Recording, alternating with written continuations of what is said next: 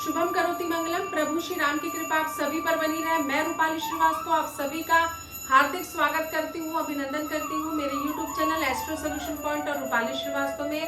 अगर आपने अभी तक हमारे YouTube चैनल को सब्सक्राइब नहीं किया है तो उसे सब्सक्राइब अवश्य कर लें।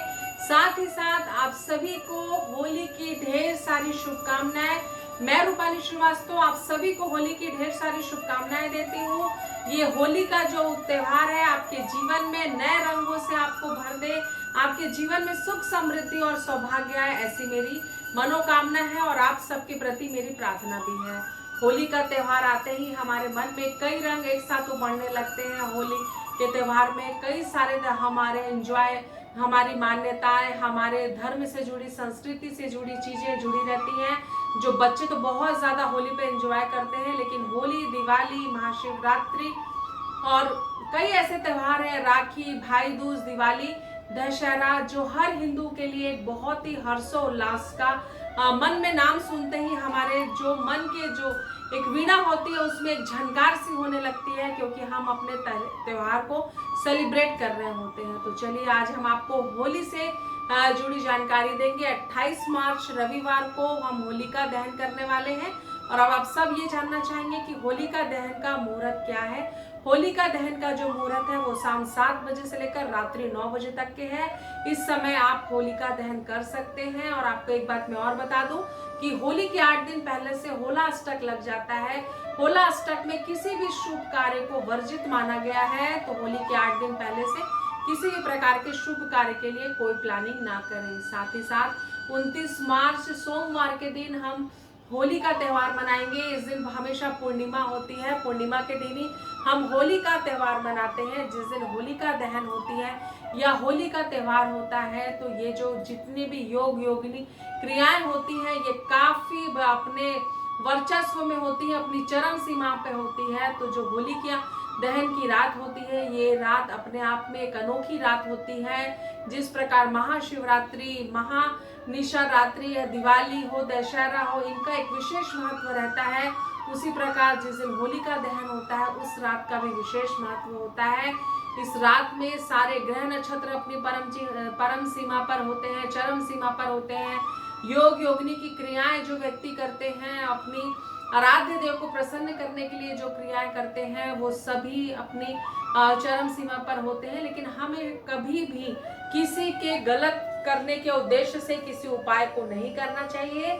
साथ ही साथ हमेशा सात्विक जीवन करना चाहिए, हमेशा सात्विक जीवन की राह में ही चलना चाहिए और कभी किसी का बुरा करने का प्रयास भी नहीं करना चाहिए। ना ही हमें अपने मन में इस प्रकार के पापी विचारों को जगह देनी चाहिए। तो चलिए मैं कुछ आपको घरेलू उपाय बताती हूँ, जिससे अपनाकर आप अपने जीवन में चल रही काफी सारी समस्याओं का समाधान प्राप्त कर सकते हैं। अगर आपके धन कहीं फंसा हुआ है और कोई व्यक्ति आपको आपके धन के लिए तंग कर रहा है, साथ ही साथ शत्रु आपके तेजी से बढ़ रहे हैं, तो आप एक अनार की लकड़ी लें, उसमें आप शत्रु का नाम लिखकर या जो व्यक्ति आपका पैसा नहीं दे रहा है उसका नाम लेकर होलिका माता से प्रार्थना करें कि वो मेरा धन मुझे वापस लौटा दे।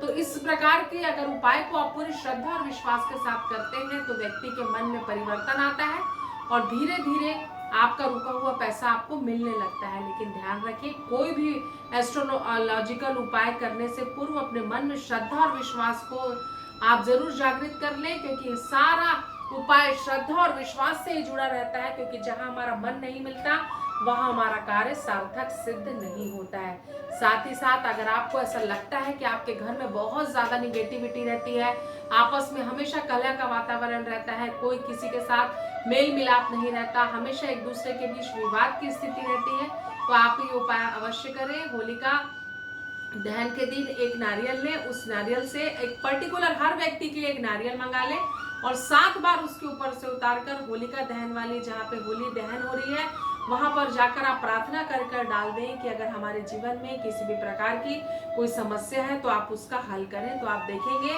कि धीरे धीरे निगेटिव एनर्जी आपके घर से जाने लग जाएगी। साथ ही साथ आप होलिका दहन के दिन अपने घर के मुख्य द्वार पर एक अखंड दीपक प्रज्वलित करें, इससे भी आपके घर में पॉजिटिव एनर्जी का संचार होगा।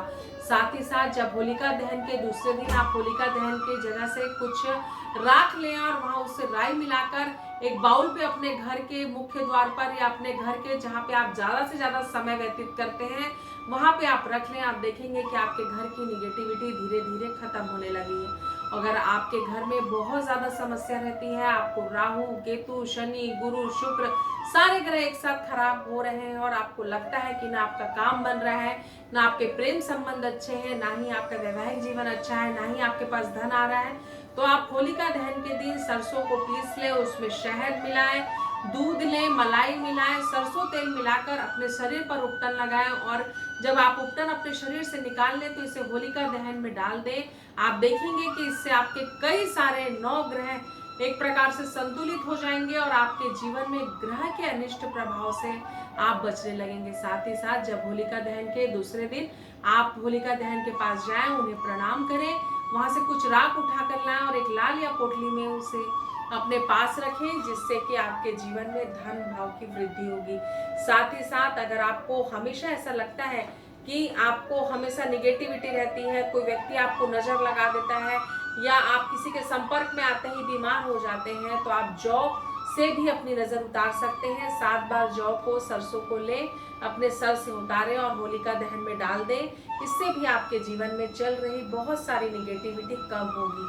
तो आप सभी स्वस्थ होकर, खुश होकर और एक संयमित होकर होली का त्योहार मनाएं, ये मेरी मनोकामना है। कई बार होली के समय कई अजीब से हादसे हो जाते हैं, हम अपने रंग में भंग मिलाकर कुछ ऐसी एक्टिविटी कर देते हैं जो कि सामान्य जीवन में या सर्व सामान्य जगहों के लिए वर्जित होती है। तो नशे से दूर रहें, मन की भावनाओं पे कंट्रोल रखें, सौहार्दपूर्ण तरीके से होली मनाएं, सेफ होली मनाएं और जितना ज़्यादा से ज़्यादा हो सके निगेटिविटी से हम दूर रहें। तो आप सभी को मैं एक बार फिर से याद दिला दूं, 28 मार्च रविवार को होलिका दहन आपको करना है। 7 से 9 बजे रात्रि के मध्य होलिका दहन का मुहूर्त है। साथ ही साथ 29 मार्च सोमवार के दिन हम रंग खेलेंगे। तो ये जो भी त्योहार है होली का, आप बड़े सौहार्द तरीके से मनाएं, शांति पूर्वक मनाएं, एक अच्छे भारतीय होने का परिचय दें और अपने जीवन में होली के रंगों से अपने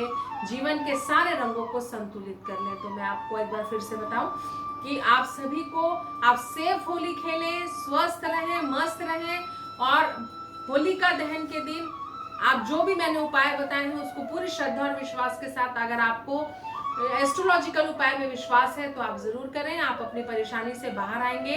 एक बार फिर से रूपाली श्रीवास्तव और एस्ट्रो सॉल्यूशन पॉइंट की तरफ से आप सभी को होली की ढेर सारी शुभकामनाएं।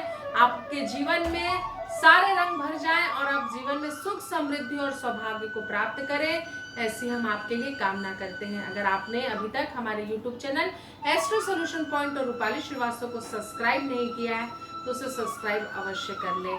नमस्कार।